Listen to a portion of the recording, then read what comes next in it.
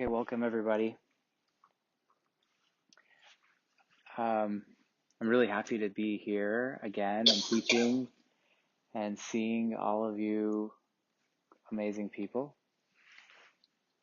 This week, the theme we're going to work with is actually the theme for this month and the next month, which is we're now in the Jewish calendar month of Adar, which in most years, I think that's safe to say most years or every other year, whatever it is, it's usually a 1 month or sometimes it gets doubled up.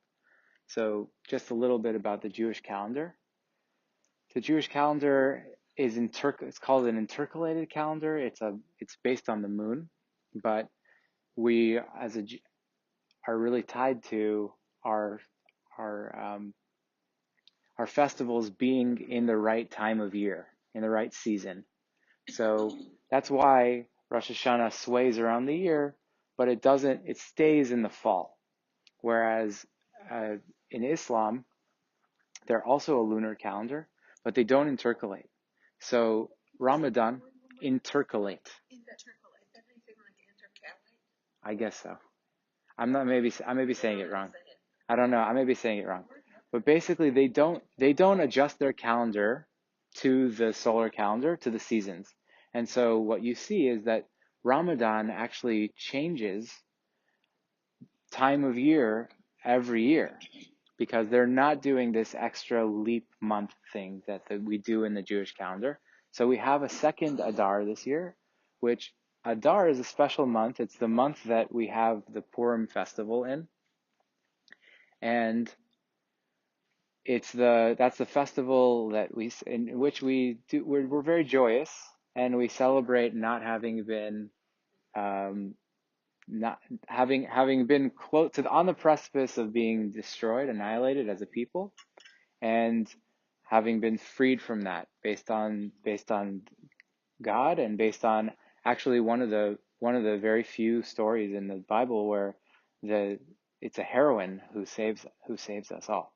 It's on the power of a heroine, Esther. And so that's a day of joy and celebration and merriment, and that actually it's going to happen in the second Adar this year. Yeah, every time there's a second Adar, it's in the second Adar. And it's this strange thing that we have in our calendar, that there are different times of year where there's an expression of an emotion or a feeling that the calendar or the rabbis are sort of suggesting that we take on. Which is it's a strange thing that a religion could try to tell you how to feel. Kind of like what the song that we learn in Hebrew school when you're growing up is Misha Misha Misha Misha Misha Misha Misha Misha Misha Nichnas Adar Misha Misha, right? So there's this song, Marbim Besimcha Misha Nichnas, right? So they're saying when the Adar, when this month comes into the calendar, we try to make our joy overflow. So what does that mean? And how do you do that? How do you do that, right? Because first of all, it's a strange thing to be told how to feel in the first place, right? But if I could choose to feel joyous, I mean, yeah, thank you. For sure, I would choose that any day, right? I might not feel that way. I might feel maybe even a dissonance in the fact that I'm not feeling joyous, but it's Adar, so how do I do this? What do I do? Right? Or during different holidays, I might not feel that joy, which I'm supposed to try to cultivate. So I didn't know the answer to that question a few years ago when I started teaching on this rhythm. And I was thinking to myself, how do we do that? What do we do? And so in the way that I sort of normally do things, I consulted both the Jewish texts and the research. What does the world of science have to say about this? And I'm going to start with the science, and then I'm going to come back to the research, the Jewish texts that the research sort of helped point me towards. And it may be that my approach is not what works for you, but we'll see. You'll have to try it out for yourself. So in the research, they've shown that the easiest pathway to joy, to feeling joy, is to cultivate gratitude. You want to feel joyous? Cultivate gratitude. Cultivate gratitude, do that in a variety of ways. There's like journaling, and there's talking it out loud, and there's all kinds of ways to do that cultivation. I think we've done it here before also, where we've even shared our gratitude with each other. And those are amazing. That's an amazing way to do it. So in the time since I taught in that way, I've been every Shabbat. I don't know if I should admit this in a recording, but almost every Shabbat, while I'm in services, while I'm in the synagogue, I keep a book, a holy book from some rabbi or something, usually in Hebrew, with me in the pew. And when I can sort of automatically say words or sing a song or whatever is going on in the service, then I do that and I read at the same time. I learn something new. So through the course of a year, I have a partner, which is a book that I whittle away at. I just take a little piece of it every week, and through the course of a year, several years, whatever it is, I get through a book. And one of the books that I'm reading now, there's two that I've been doing in tandem. One of them is a collection of materials from the Baal Shem Tov, who, remind me what century? The late 16th, 17th, right? So he's the one we've talked about, who sort of is the one we attribute to having shifted the face of Judaism, which was going in a direction of saying it's only the scholars who have access to Judaism, and he kind of came back and pushed and said, no, it's actually anybody who really wants to connect to the divine. Anybody who has a real great desire can access.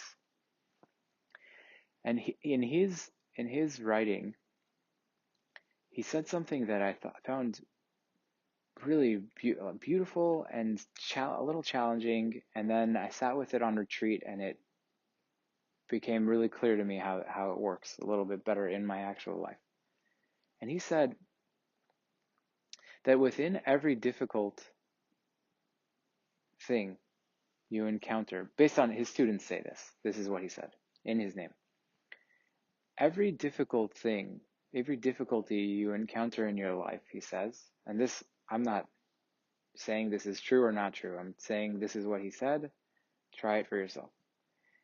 There's an opportunity within that difficulty for you to be with it, to respect what it has, and an opportunity for you to open to it and see that perhaps within this thing, if I break off of its, he uses the word shell, he uses klipot. If I break the shell off of it, this is an interesting image, there is a blessing in there. That if I'm with it and I can stay with it, that there's something in there that's actually from the divine, that's actually part of the divine unfolding of the universe. And so he says it's a mistake, basically, to try to push away difficulty, because what you're doing is you're saying no to a good portion of what's divinely trying to enter your life. You're just not doing the steps, or maybe you don't have the capability yet to take the steps to unlock it, to unlock what the blessing is. But you're missing an opportunity. And so when you do that, it's uplifted, it's integrated within you, and and you can accept it as being part of the divine in a good way. And his subsequent students throughout like if you look down the lineage, every one of them have had some reflection of that kind of thinking.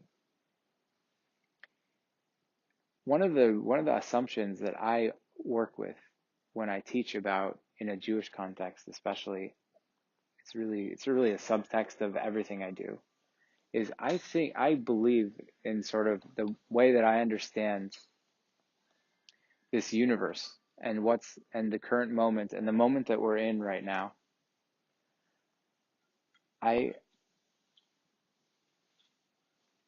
see that everything that is happening, everybody that is within my view, everything that's happening inside of me, inside, outside, inside and outside at the same time, it's all a manifestation of one thing. There's no you without me, there's no me without you, we're all parts of what makes the bigger thing. And none of us really, if you think about it, none of us stand alone in this world. None of us could be here without someone else having created us. None of us could, we can't eat if somebody far away in a field doesn't plant. We can't, then somebody has to drive it, right? There's a web of connections that allows us to exist. Without each other, we can't do it. We can't do it without each other. And so one of the things that I was working with on my retreat, that I was on 3 weeks of retreat in the beginning of January, end of December, beginning of January. I was in 3 weeks of silence where I didn't talk to my wife or answer my emails or phone calls or text messages or write or read anything, or I was just in silence. One of the practices I worked with for about 2 of the weeks was, what if I could greet every moment, everything that comes into my view, into my bodily feeling, into my thoughts, into like every one of my sense doors, basically. What if I could greet everything as the divine? What if I could do that? Like, what if I could really try to do that? How would that feel? And I tried to come back to that as a practice every day and every moment of every day that I was able to be aware. And what I found was that I went into retreat with a pretty serious tone. I kind of like I was nervous and I was a little amped up, and then I came out, and slowly over the course of trying to do that and really returning myself to, oh, that pain, that difficulty, or that harsh thought, or that that too cold feeling, or the too hot feeling, or the whatever was cooking in my consciousness, that's actually the divine. I'm not different. I'm part of that. It actually shifted me. I became lighter. Things became better. I was looking at the world it's like, how could you not, even in difficulty, how could you not see how amazing this is? So I want to offer that as a practice for us today, as a method for cultivating that joy and that gratitude. And it doesn't necessarily happen overnight. So I want to encourage you to take this opportunity of this month and a half that's left, I think, something around there, to cultivate joy in your life and through gratitude. I'm sorry. I've read that the essence of a Jew is gratitude. And, the first thing a lot of us do when we wake up in the morning is to say, Moda and Yeah. We thank God for restoring our soul. Yeah. There's a So lot right of, off the bat, we're thanking God for something that is a gift. yeah. And we've walked through, thank you for saying that, Mark. The, yes. The word Jew comes from Yehuda, which means gratitude. It does. I didn't know that. Yeah.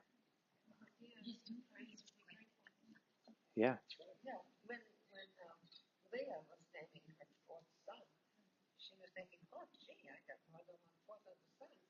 And she was feeling very grateful, and she named him accordingly. It says in the book of Genesis. There you go. So it's interwoven with the essence of what we're supposed to be doing, right? And we forget about that. And Rabbi Nachman is famously quoted saying, "Mitzvah gedola liyot b'simcha." It is a great commandment, a great mitzvah to be joyous. So this is an opportunity to sort of recalibrate us in a way, if we don't have that joy present with us, to sort of start to go back to the roots of where's our gratitude? What do we have to be grateful for? It doesn't need to be novel. You don't have to come up with new things to be grateful for.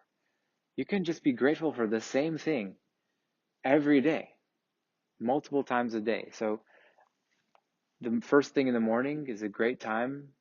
That's the tradition wants you to say that first thing you do in the morning, to start to list your gratitudes. And if there's somebody that shares the bed with you, tell them, or what are we grateful for today? If they're open to that. And if not, you can do it internally, right? Or you can write it. See how that plays in your life and see how it adds up. See how that affects you over time. The research bears it out. It works. If you do it, if you keep doing it. And if you need a partner to help you keep up with it, to help remind you, find a partner. You have this amazing community here of people who are dedicated to bringing good into the world. See if you can find somebody who would support you in that. Yeah, so if we don't have any other comments or questions, I'm gonna suggest that we sit today, and instead of enumerating our gratitudes, which I think is a good exercise to do on a daily basis for us, I think that we could sit for the time that we sit in. You can sit with your breath. You can and see what you encounter in your mind, right? We give the object of focus as the breath, and you keep coming back to the breath. But really, the interesting work is not in the breath. The interesting work is the way that your mind pulls you away. And so sometimes that's a pleasant thought, and you can say thank you, and it's really nice. And sometimes it's not such a pleasant thought that you're maybe not be even so proud of, but to say thank you and encounter that as also part of the divine unfolding. See what that's like. You also may see that in settling with the breath, and which I'll suggest that be our anchor today. That also sometimes your body feels a certain way, and it might be pleasant. Sometimes we have that.